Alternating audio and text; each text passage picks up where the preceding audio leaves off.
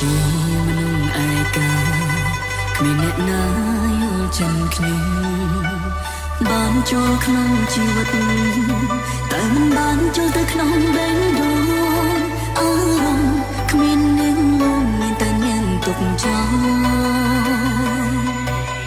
មើលថែខ្លួនផងមិនមែនគ្មានទៀតឡើយលែងមានខ្ញុំហើយគ្មានអ្នកឲ្យនាងខាងទេអញវត្តមានខ្ញុំជាក្តីសុំអ្នកចង់បានទៅទេ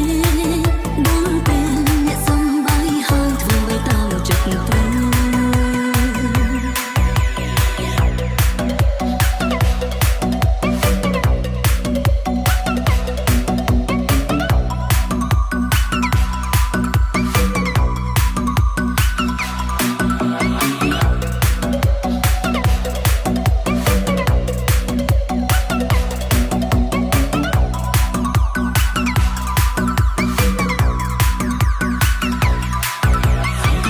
ពេលដែលបានបងខ្ញុំ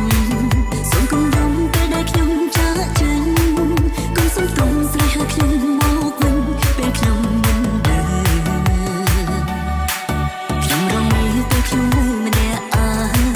ខ្ញុំរងនេះអារម្មណ៍ខ្ញុំសោកសៅខ្ញុំរងនេះបេះដូងខ្វាំងកងបើអ្នកនៅអាយណាលីហា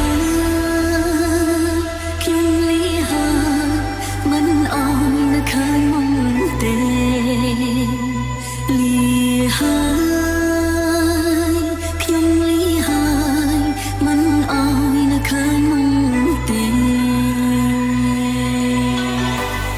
The Chapel ការឈឺចាប់ក្នុងឆាកជីវិតគឺមានតែប៉ុណ្ណឹងថ្ងៃនេះខ្ញុំបរាជ័យខ្ញុំនៅសន្តិគូមួយ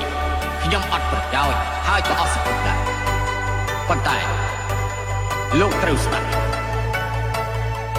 ឆាវខ្ញុំរស់ធ្វើអ្នកក្លាហានស្លាប់ក៏ត្រូវក្លាហានជួយខ្ញុំអង្គជួយឲ្យខ្ញុំបានរួបអងໄວសែកនៅក្នុងគ្រួលងខ្ញុំស្ទើរតែឈួរទៅហើយជំនឿនេះមិនអាចនឹងជាសះស្បើយគ្មានអ្នកណាជួយបានឡើយខ្ញុំត្រូវរងទម្រាំរៃ